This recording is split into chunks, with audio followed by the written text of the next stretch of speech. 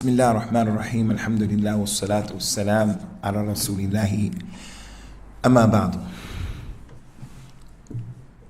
What we want to share with you, brothers, today, especially you young brothers, but no one is excluded, is the fact that in the religion of Allah, al-Islam, the Quran and the Sunnah of the Prophet ﷺ has covered every aspect of the life of a human being. There's nothing that has been left out that we need to know, except that the Quran and the authentic Sunnah of the Nabi ﷺ has dealt with that issue.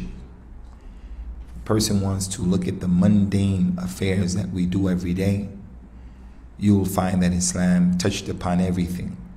How to wake up in the morning, how to go into the toilet, how to put your clothes on, how to eat, how to sleep. If you come into this room right here, Islam spoke about how do we come into this room? What should we do when we come in a room like this? Whereas the Sikh, Hindu, Christian, Jewish person, they have certain aspects of worship that they've been told and they believe in. But when it comes to the everyday aspects of their lives, they don't have any instruction about the details like in Al-Islam, which is an indication that Al-Islam is from Allah, and the religion as they're practicing it is manufactured from human beings, from themselves. Allah mentioned in the Quran in this regard, وَمَا فَرَّطْنَا فِي الْكِتَابِ مِنْ شَيْءٍ. We have not left anything out in this book. Nothing has been left out. So the companion Abu Dharr al-Ghafari, he said that the companions, may Allah be pleased with them, would be in an assembly sitting with the Prophet ﷺ, and a bird would fly in the sky, and the Prophet ﷺ would tell them so many things they needed to know about that bird. About this bird right here is haram, you can't eat it. Or this bird right here, if you catch it and you slaughter it, then sharpen your knives. Or this bird is the bird that showed Adam's son how to bury his brother after he murdered him. Just so many things about the one bird. He would tell the people, when you relieve yourself and you go to the toilet, don't face the Qibla and don't put the Qibla towards your back. Mundane affairs, how to comb your hair, how to put your shoes on, how to take your shoes off. When you go to the barber, the Muslim barber, he's going to say Bismillah before starting to comb a person's hair. He's going to start from the right side, as the Prophet's barber used to do, sallallahu alaihi wasallam, and as the Nabi used to do, sallallahu alaihi wasallam. After the hair is cut, the Muslim barber is going to sweep up that person's hair and get rid of it right then and there, because he knows if someone gets a hold of that hair, they can put magic on him. Everything about this life has been explained in the deen of Allah, in mundane affairs. What color to wear, what color not to wear. How high your pants should go up, how high your pants shouldn't be, everything. So if that's the case in the mundane affairs of the life, then clearly the worship, the ibadat, has been dealt with clearly. The ibadat and also the aqidah, who we believe in and how we believe in him, is not going to be left up to the whims of human beings. If it was left up to human beings to determine and to decide how they're going to believe in their creator, then the human being is going to say, some of them will say, my creator is a monkey. Another one will say, my creator is a pigeon. Another one will say, my creator is a cow. The fourth one will say, my creator is a man. The fifth one will say, I have no creator, and on and on and on and on. But in the religion of Allah Azza wa Jalla and Islam, we get an understanding and a clear indication who we're worshiping and who has created us, in those many ayat that describe Allah Azza wa Jalla. So we want to come today, inshallah, to share with you something that is from the mundane affairs, but it's important, especially for you young brothers to really pay attention to, because you go to school, and when you go to school, you can possibly get yourselves in trouble or even get your parents in trouble. And that is what Al-Islam says about keeping secrets. What did Al-Islam say about keeping secrets? I have an issue that I want to share with my brother here, and I take him to the side away from everyone. I call him up, I send him a text message, an email, and I say, I need to talk to you, I need to share something with you. When we finally hook up, I divulge to him and I share with him my secret. What did Islam say about that? Judaism, the religion of the Jews, they don't have this detail. Christians, they don't have this detail. Sikhs, Hindus, they don't have this detail. Al-Islam put this issue in order. And the first thing we want to mention about it is, if someone were to give you a secret and share a secret with you, then the first thing you should know is that is an amana, a trust. It's like him leaving with you 500 pounds. Hold this for me. It's a trust. That trust that I'm giving to you, I gave you 500 pounds in 20-pound notes. Don't take a single 20 pound and go use it and then replace it later on with 2 10s. Don't touch that money. It's an amana. Don't touch it. Protect it.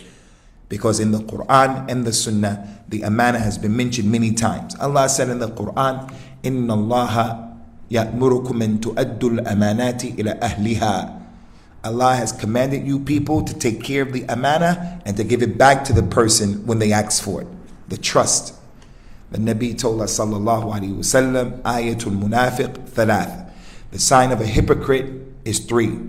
And the third one, the final one, he said, إِذَا تُمِنَ خَانَ. If you leave a trust with him, he breaks it.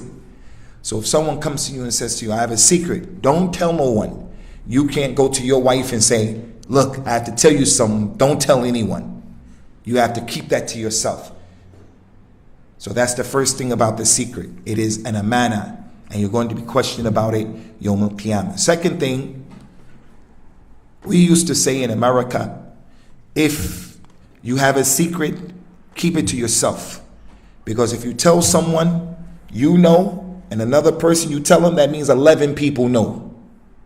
You and another person equals 11. Not 2. You and another person equals 11. I have my secret. If I don't tell someone, it's not going to get out. But if I trust someone, no matter how close he or she is to me, it's a possibility it can get out. And what happens today, especially with husbands and wives and good friends, he's your good friend, but he also has a good friend. So you say, I'm going to tell you something, don't tell no one. Give me your word. The person says, okay. And then you tell them the secret. They say, whoa. And then they go to their friend. I'm going to tell you something. Don't tell anyone. Give me your word. They say, okay. Then he goes to them. I'm going to tell you something. And then And then finally someone comes to you, the one who originated it. Say, I'm going to tell you something. Don't tell her. And then you hear your own secret. So what you have to do is keep your secrets to yourself. There's a hadith that says, "Da' ma yuribuka ila ma la yuribuka." Leave what you doubt for what you don't doubt. If you see something, you're not sure. Should I do it? Should I not do it? Well, if you don't do it, you won't have any problems. But if you do it, it may turn out that it's going to hurt you. I don't know what's the ruling concerning cigarettes. Is it haram? Is it not haram? I'm not sure. Shisha, haram, not haram. I'm not sure. Well, if I'm not sure and I leave it, I just leave it, it won't come back and it won't hurt me either way. Leave what you doubt for what you don't doubt and you'll be okay. I'm not sure if he can carry my secret in his chest or not, then don't mention it at all. That's the second point. The third point that we want to mention is what happened in the Sunnah with the secrets and how the Prophet ﷺ dealt with these issues. And we begin with the incident in which Anas ibn Malik, may Allah be pleased with him. Anas ibn Malik was one of the young companions when the Prophet came ﷺ from Mecca and he migrated to Al-Medina. Anas ibn Malik was 10 years old when the Prophet arrived ﷺ, and the Nabi stayed in Medina for 10 years and Anas grew up. So when the Prophet died after 10 years, Anas was 20 because 10 plus 10 equals 20. When the Nabi came to Al-Medina, Anas was 10. The Prophet lived in Medina for 10 years. So that made Anas 20 years old when the Nabi died. When the Prophet died, Anas was a scholar from the scholars of the companions, although he was young. And that's because when he came to Al-Medina, Anas' mother, Sulaim, she took the boy to the Nabi and she said, Ya Rasulullah, this is my son. I want him to be with you, to take care of you, to be around you, to learn his religion. So she put him in the Islamic school, in the madrasa of Al-Islam. So Anas used to be in the house of the Prophet ﷺ because he was young. From the age of 10, as he's growing up as a teenager, he's with the Nabi. So he saw how he made wudu. He saw how he used to go to sleep. He saw how he would wake up and make salat. He saw how he dealt with his family. He saw how he went out the house, came in the house. He saw him in the masjid. He was always watching him. And the Prophet ﷺ used to tell Anas, do this, do that. Anas said about the Prophet ﷺ, for you little guys and your fathers as well, Anas said, I took care of the Prophet for 10 years. And in 10 years, he never said to me for something I did, he never said, why did you do that? And he never said to me for something that I didn't do, why didn't you do that? Now, I've mentioned this before, and I'll mention it again because I have children. I can't imagine being with children and not saying to them, why did you do that? Why did you do that? Why didn't you do that? Just today, my son Muawiyah, today, he put some sugar in some water and told his sister to drink it. When she didn't drink it, he said it helps your hair to grow, and he poured it in her hair, and he put it in her hair. I just said, why did you do that? He said, Shaitan, Abi. I said, you're right, that's Shaitan. How can the Nabi be with this boy for 10 years and never say, why? How? It just goes to show how gentle the Nabi was with youngsters, with people who are younger. So, the point that we want to share with you concerning Anas is that his mother told him, Anas, I want you back in the house today at such and such a time. Maybe she's going to cook a special meal. Maybe some visitors are going to be at the house. But she told him, be at the house at Asr time. When the time came that she told him to be in the house, he wasn't there. And the reason why he wasn't there is because the Prophet told him, Anas, I want to send you on an errand. I want you to go from here to there and do such and such a thing. And don't tell anyone that I'm sending you. So it made him late, and he went to the house after that. His mother said to him, Anas, you're late. What happened? He said, Ya Ummi, I went on the errand for the Prophet ﷺ. He sent me to do something, and I did it, and that's why I'm late. The mother said, what did the Prophet send you to do? The boy said, it was a secret, Ummi. The Prophet told me, don't tell anybody. The mother didn't put pressure on him, say, I'm your mother, you must tell me. The mother just told the boy, take care of the secret of Rasulullah sallallahu alaihi wasallam. So now, this is an example, an indication of how the Salaf, the companions, how they used to develop their children on keeping the secret and protecting the secret. Even the mother, the father, he has two wives, or he has one wife and he's looking to get another wife. The mother says, take your son with you, go out with your son. And when the son is with the father all day and they come back, the mother takes the son and say, what did Abi do? Where did Abi go? Tell me what happened, this, that. Nope. That kind of thing will create some fitna between the members of the household.